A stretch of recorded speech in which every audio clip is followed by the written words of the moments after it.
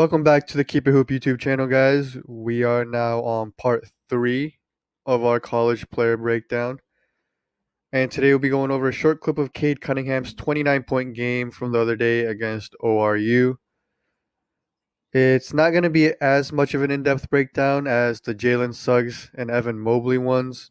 And side note, if you guys haven't seen those videos, go check them out. Um, but yeah, because it was a little bit harder to find clips of this game.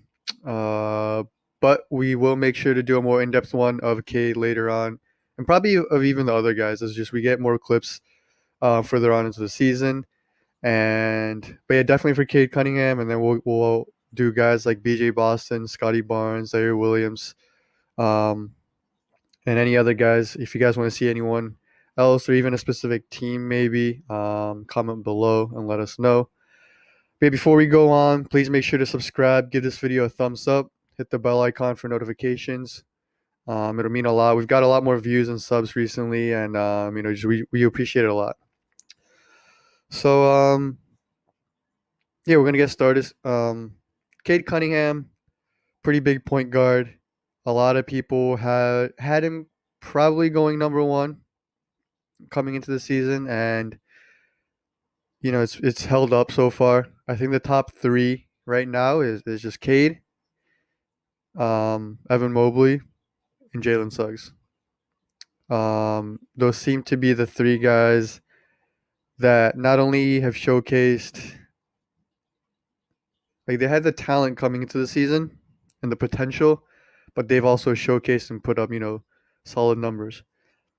Um, one of the reasons I'm holding out on doing videos on BJ Boston and Zaire Williams, they had a lot of hype and potential, and they are projected to go high lottery. They just haven't played too well. They haven't put up great numbers, haven't had great games. Um, so I want to give them some time and then, kind of see if things change. But Cade, Evan, Suggs have just come into the season. I think I'll go into this a little bit more in depth, as the video goes on. But I will say straight off the bat while I was watching this, I think Cade and Jalen are a bit different as players. Yeah, the size difference, and I think their game is a little bit different. Um, I will say one thing I was surprised with was just the fact that both of these freshman point guards really play in control, and they have a pretty mature game despite being pretty athletic. And with athletic guys, I said this in the Jalen Suggs video, but with athletic guys, you usually see, when they're freshmen in college or the first couple years in the NBA, they tend to play a little out of control, turnover prone. They like to play at 100 miles per hour the whole game instead of learning when to change pace, and really play at your own pace and your team's pace.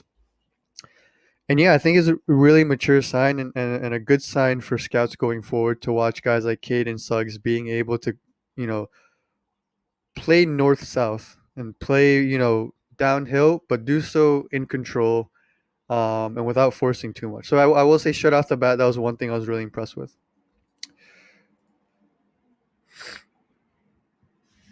Going downhill, strong finish.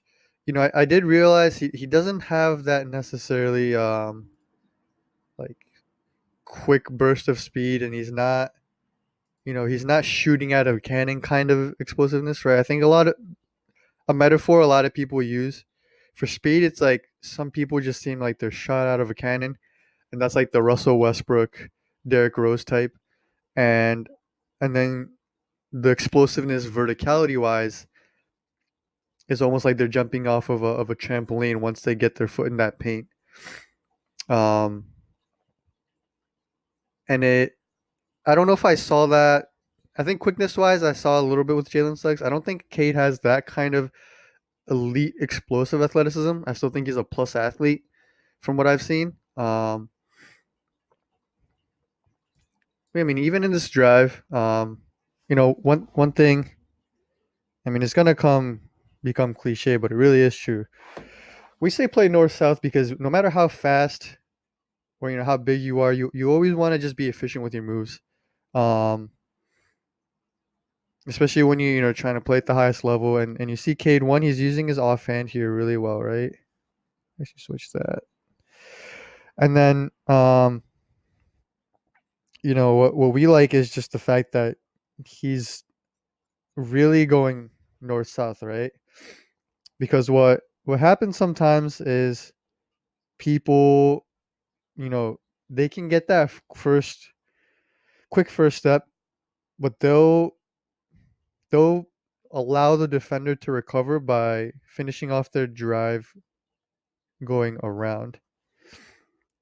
And if you can get that quick first step, you just want to be able to put your defender out your hips and then just go. So he goes straight to the basket, which is a really good thing here. Um, Again, strong contact, strong finish with the contact. Like to see that, right?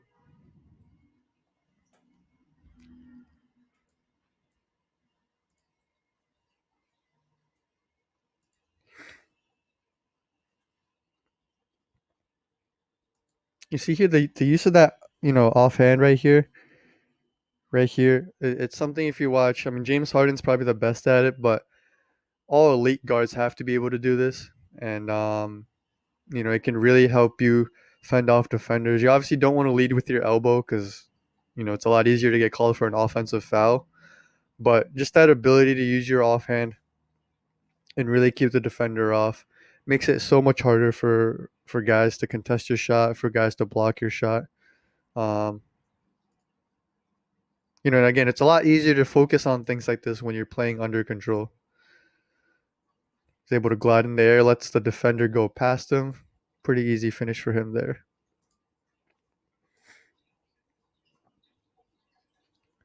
See him coming up off the pin down. Again, really in control. He doesn't have that crazy, explosiveness. He's kind of just lulling him to sleep. Um, Simple left to right. And again, if you're good, if you're efficient, and you can read the defense, you know, you don't need 20 different dribble moves. Where like Kyrie's really good, don't get me wrong, and he has a lot of dribble moves, a lot of tricks, and it's fun to watch him play. But you don't necessarily need it, right? And this is as simple as it gets. A simple right to left crossover. Again, just under control. Nice floater. Floater's something every point guard needs. I will say, I mean, at least in this game and from what I've seen in some of the other clips, another reason why I don't think he's the most elite, athlete, he's not able to completely blow past defenders. And again, he sometimes fades on his floaters. He you know, isn't able to create the separation or get the angle he always wants. And part of that's strength, part of that's experience. But I do think, um, I mean, that also has to do with athleticism, right? If you're not able to, and no offense to like ORU, but if you can't, you know, out athleticize people at this level, matter of fact is he's gonna have trouble when he's going up against, um, if Giannis or Paul George or Kawhi or Drew Holiday is guarding him, right? So that is something that is that you might have to keep an eye on. Um,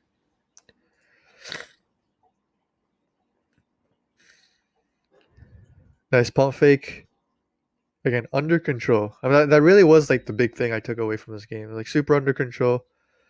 Um, doesn't force anything, and while he doesn't again have the elite athleticism, if with his height and size, at the point guard position, it isn't the worst thing. And the fact that he can, off the dribble, rise and shoot, no hesitation. You know, is big because let's talk about again the things. Even if you don't have elite athleticism, right? He has size. He has the ball handling under control, floater,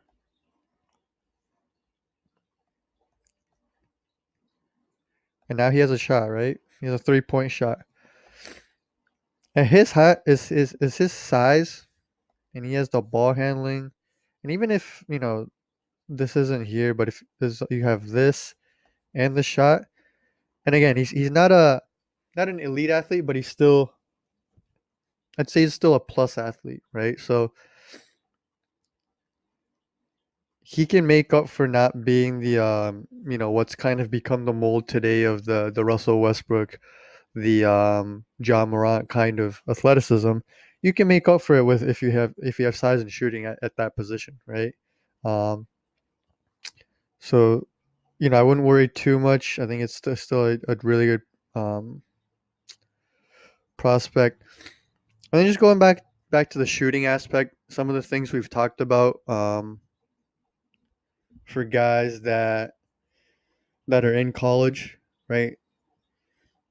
Obviously, statistics are some of the things we look at, but 3-point shooting that might translate to the NBA. A few things. Some people really like to look at free throw percentage because if you look at the college three and the NBA three, it's just such a big difference, right? In where the line is. Um, so free throw percentage is usually a good, indicator of just how good of a pure shooter you are. Um, what are some other things? I mean, the things I've been talking about in the last couple of videos have really just been more of the mental aspects. So that's like, you know, are they hesitant? Do they look comfortable slash confident? Because again, we keep harping on this, but like you can teach reps and mechanics, and the percentages will go up, right? But something that's way harder to teach than both of those things, especially once you get to the league, is your comfort and your confidence and your willingness to take the three, right? And like I hate to do this because I do think Ben Simmons is a really good player, and I think you can win with him, and he can do things that not many people in the world can do, right? Especially at his size. But he's a prime example of someone who's gotten up reps, gotten up shots. We've seen videos of it, and we haven't even seen all of it, right? He's taking threes, before games and in the off season. And people are always like, "Oh, why doesn't Ben Simmons just work on his three?" I 100% guarantee you that Ben Simmons is getting up hundreds of 3-pointers every day during the off season, right? He hires trainers. He has people on the Sixers telling him to do it, and I'm sure he himself wants to be able to shoot threes. But the one thing, and for whatever reason, I don't know if it's because of the practice, maybe it's the media, the fans getting to him, but he hasn't shown the willingness, the confidence, or the comfort to be able to shoot threes in a game. And like I think Giannis is a good person to pit up against Ben because we'll all agree and go ahead and say Ben or Giannis isn't a good shooter at all, right? His mid range has become solid to a point where you kind of have to play it, but his three, you still live with that. Like you don't see Giannis shooting threes and fear for your life, and you know how hard are you closing out at a Giannis three, if at all, right? But he's taking them. Like he's at least putting it in the defenders' minds that he will shoot. And maybe they don't close out all the time. Maybe they almost never close out. But there's gonna be times when they do close out. And the difference between him never shooting it and him shooting it sometimes is still big, not only for himself but for his teammates. Because you can still Human nature, if a defender sees someone open, whether it be Giannis or Steph, they're going to react, have a step towards them at first. And, I know it's minuscule, but that might be the difference between one of your teammates getting an open shot or being able to cut or whatever. Right. So, and again, even Giannis has days where he's had games where he's making like 4 or 5, 6 threes. And those are the games where he's just unstoppable. Um, and I think while I have some hope for Giannis, and I don't think he's ever going to become a knockdown shooter, don't get me wrong, but just the fact that he's willing to take the threes in games now leads me to believe that maybe one day he'll be a solid shooter. And even if you look at LeBron's like another guy who obviously when he came into the league wasn't a good shooter. Dallas really punished him for it. And if you look at his percentage, he's never going to be a 43% shooter. He's never going to be in the 3-point contest, hopefully. Hopefully. But he's, someone you still have to close out on now, right? And he has games where he makes multiple threes, and it's helped him with his other parts of the game, and it's helped his teammates. So I do think, not only just the percentages and, all that, but these are things you have to take into account for guys now because of the way just the game is going, right? Every team values shooters. And especially at the guard position, right? If your guards, you don't need all of them to be, Dame or Steph, Clay, you know. But it definitely helps to have them be able to knock down the open ones, be willing to shoot it off the dribble sometimes, So um, again, kind of went on a sidetrack there, but um, you know, I do like it when young guards, again, we saw this with Jalen Suggs, Evan Mobley, who's a big, now Cade too, right? He comes down on the fast break, surveys the floor, doesn't see too much. That's what I mean by under control. Some athletic guards might have, try to force something here. Um, the defense is still on his way back, right? No big there. He's probably coming up. He's not really going to be able to help.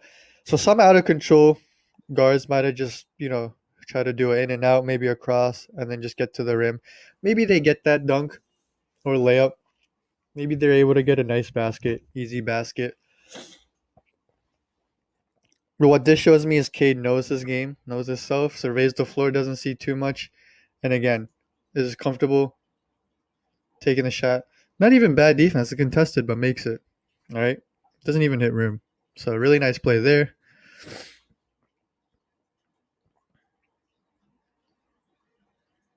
I think there were sometimes, and I don't really know the offense Oklahoma State runs, but I thought it was a little bit weird with some of the spacing that Cade had, and I think this is something that can be easily fixed with like video, um, film sessions and just IQ and just continued experience.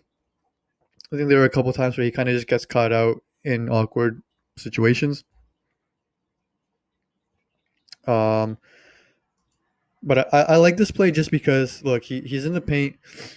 He knows he's a big guard, and his footwork there is really nice. Right, he has a little bit of a shake without traveling, and that's left hand too. Left hand hook, and it's not close. It's not like super close, right? And to be able to get that at that age, I think there are sometimes we have big guards in the league that don't take advantage of it. One, maybe sometimes they're really athletic, but two, they don't have that post game, right? And look, I'm not saying Cade's going to come into the league and continuously call for it on the block or be a Sean Livingston type player, a Golden State Sean Livingston off the bat. But again, willingness, confidence, and just the ability to do this, you like to see because there's going to be nights where his shot's not falling. You know, um, maybe he's really tired and athleticism isn't there. Last game of a 5-game road trip, something like that.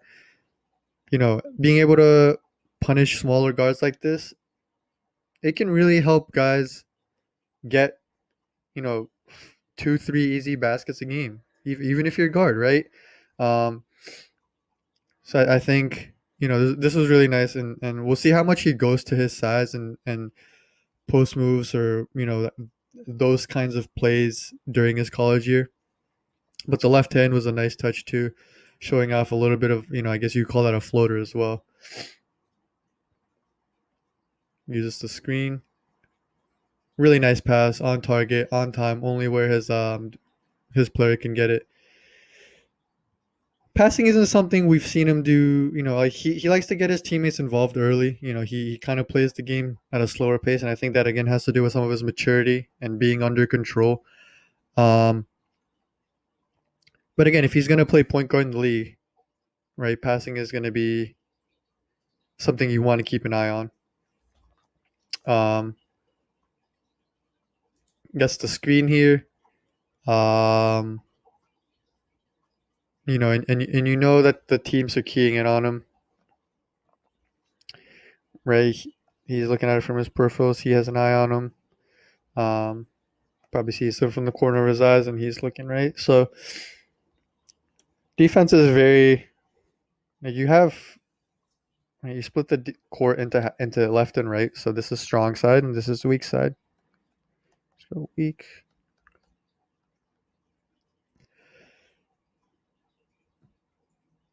Right, Cade has 4 people, strong side.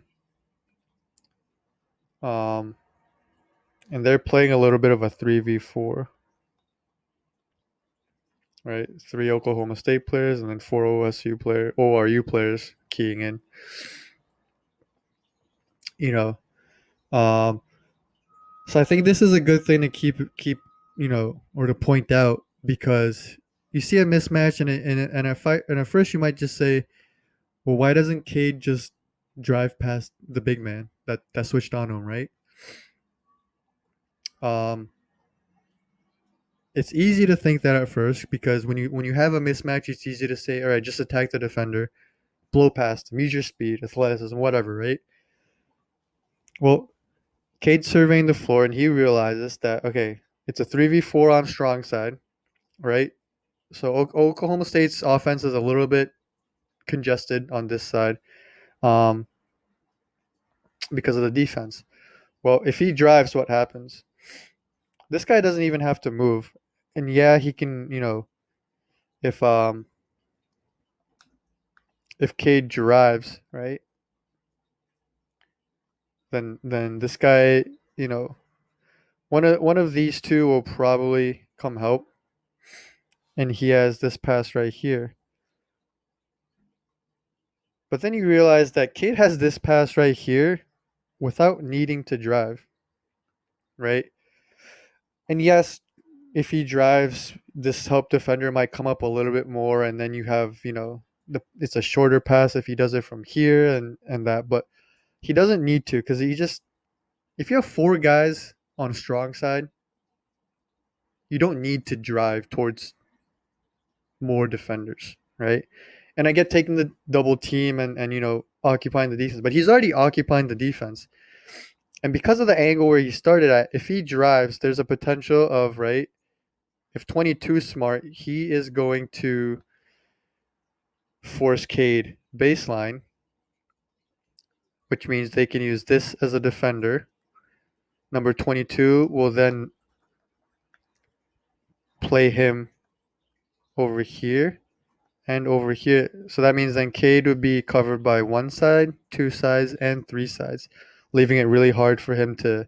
He would essentially trap himself, right, if he drove here. Um, and don't get me wrong, like driving isn't. It's still an option, but I think it was actually smarter in this case to not do it because the strong side is so overloaded. Um, and I don't know if this was ORU's you know defensive scheme, like if they were doing this on purpose. Um, but it does show you that they really are overloading. I don't know if they do it if it was Cade, right? Like this might just be something they do beside, regardless of who it is.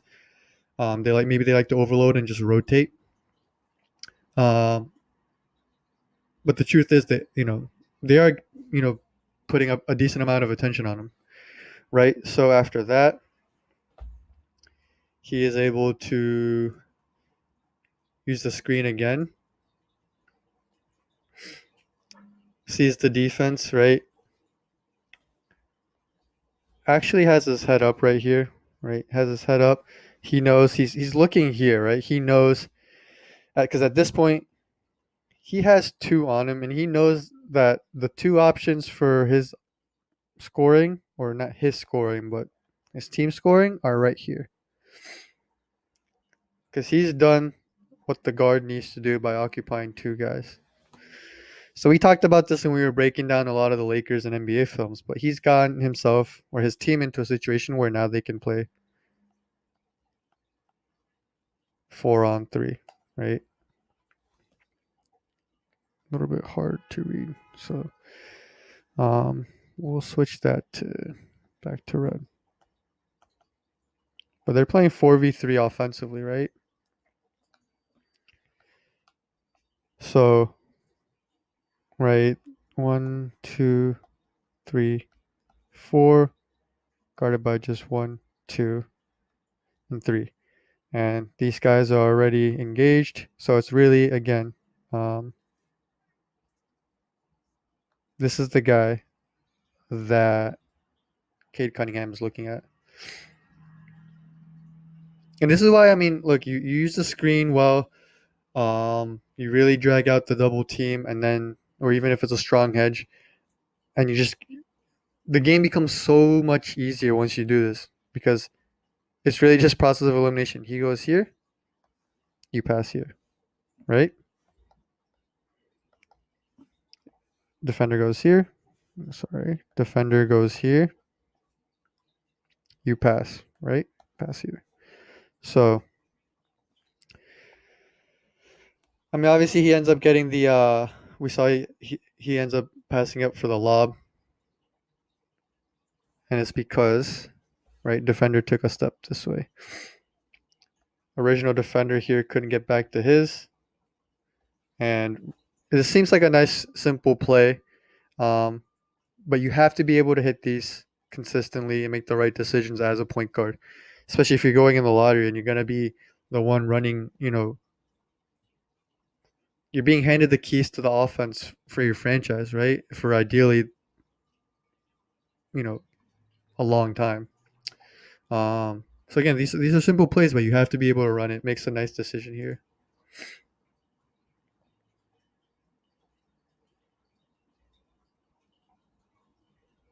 Good defense here. Able to use this size. Not as much to break down per se, but again, you defense in the NBA has kind of become, not, I don't want to say a premium, but again, when teams are scoring 140 some games in regulation, and it's two-way players have become a commodity, tells you something about the defense in the league. But that being said, again, you like to see it.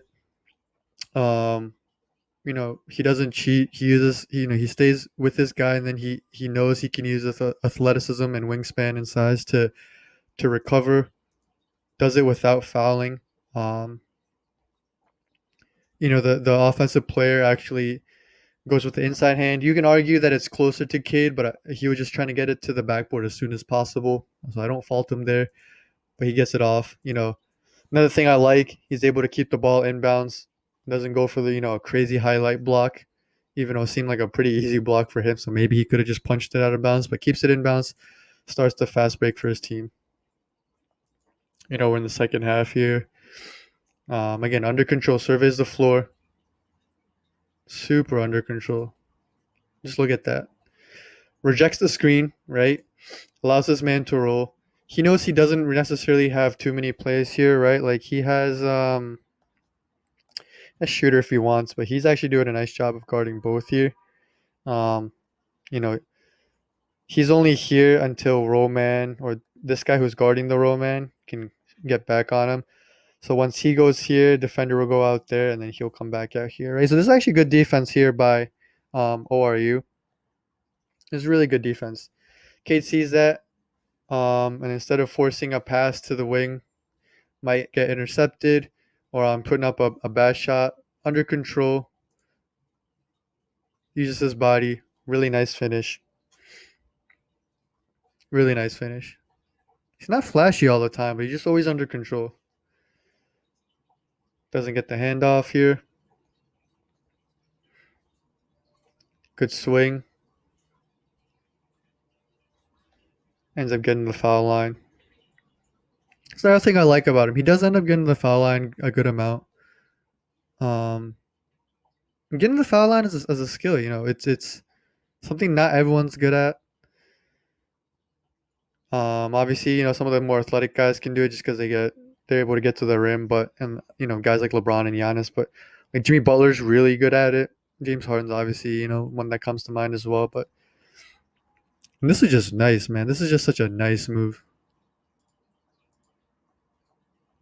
Gets it, waits for his big man to clear out. Doesn't need the screen. He does a double jab, really, right? A shimmy jab, really, because he's also moving the ball a bit, right? And if you guys don't know what this move is, go watch Jimmy Butler's. It's Jimmy Butler's favorite move when he faces up. He might be the best in the league at it because he really exaggerates it. But as you jab and you move the ball with it too, you then, you know, move the ball back to get the defender back on his feet, and then you explode. Um, and Cade here, instead of continuing with the drive, and Jimmy does this sometimes too, but as the defender is off balance, he then explodes. And once he explodes, then the defender has to recover. So he sprints back. And once he's sprinting back, Cade stops on a dime and rises for a jump shot, right? See the jab and the ball move, right? Defender has to open up to recover. Like, look at that defensive position, right? Defender isn't low, hands aren't really up. He has to be in recover mode. It's bad when, right, the big is already starting to help. And number two is not even like fully beat yet, but the big is starting to help. Um, Stops on a dime, step back, and two actually ends up getting a decent contest off, right? And I think this is somewhere a little bit where like the explosive quickness can hurt him a little bit, right? If this is someone with an even crazier wingspan or better defense, these are tough shots to make in the NBA. So again, this is something we're gonna have to monitor. But really nice move, and again, the jump shot is clean, man. It's just clean, fluid, nice motion, and he's willing to take these tough shots. And look, they're going in. They're nice.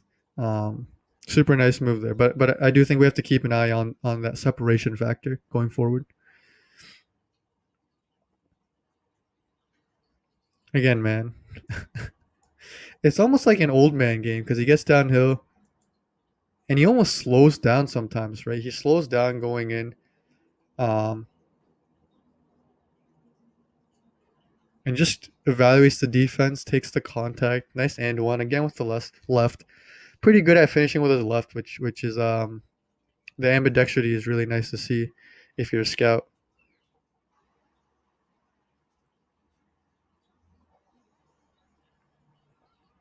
He definitely has aspects of kind of like a better Kyle Anderson, just playing super slow at times. Um, because Kyle Anderson's a guy who's another guy who's like it's not like he's unathletic. He just plays under control. Um, Nice step back three. Nice step back. This one he gets a decent amount of separation on.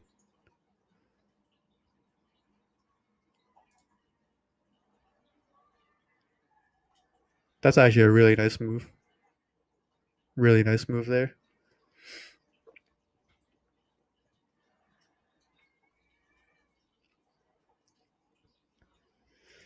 It's kind of just end of game stuff, they put the ball in his hands. 3-point game.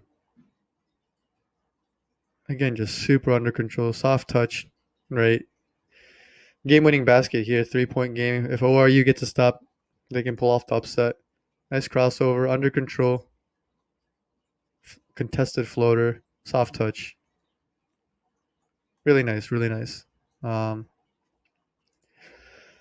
so yeah, I mean, ends up with 29 points, game-winning basket. Really nice showing for Cade Cunningham. So what are some of the things we went over in terms of what we like? Um, we'll say the good, right? Size, patience slash under control.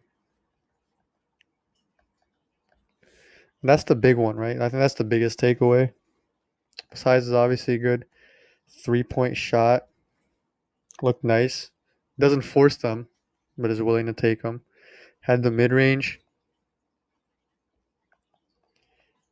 and then has a little bit of a post game slash floater, right? Really nice stuff. Has the passing as well. Only real bad slash, you know, things to keep an eye on, right?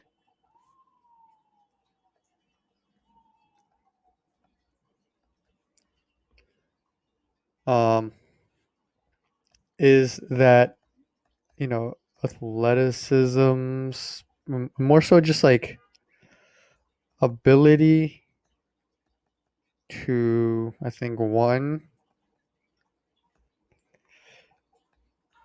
create separation in the league when it comes to, you know, sh- shots for himself, and then two, the you know, finish over more athletic guys once he gets into the league. Um, this is something I'm a little bit worried about. I'm not gonna lie. I think Suggs showed more athleticism and kind of creativity around the rim. So this is something I do want to keep an eye on.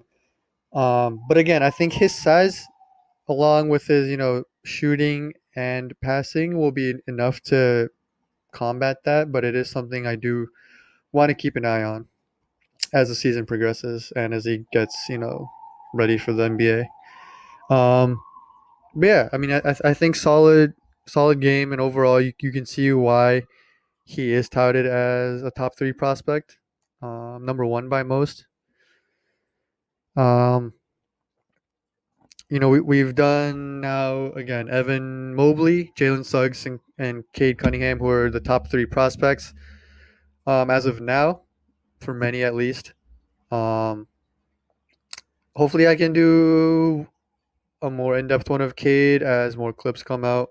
But you know, again, we're looking to do BJ Boston, Scotty Barnes, and Zaire Williams. You know, coming up hopefully. But yeah, if there's anyone else you guys want to see, um, let us know. Comment below. Um, once the NBA season opens up, I think we'll slide our attention a little bit more to that. Um, but yeah, again, you know, make sure to subscribe, give this video a thumbs up, hit the bell icon, and you know, it would help us a lot. And you know, stay tuned. Follow our Instagram, Twitter, Facebook. Um, go check out our WordPress website, keepithoop.wordpress.com. We updated the template a little bit. Um, yeah, thanks for watching, and stay tuned, guys. See you.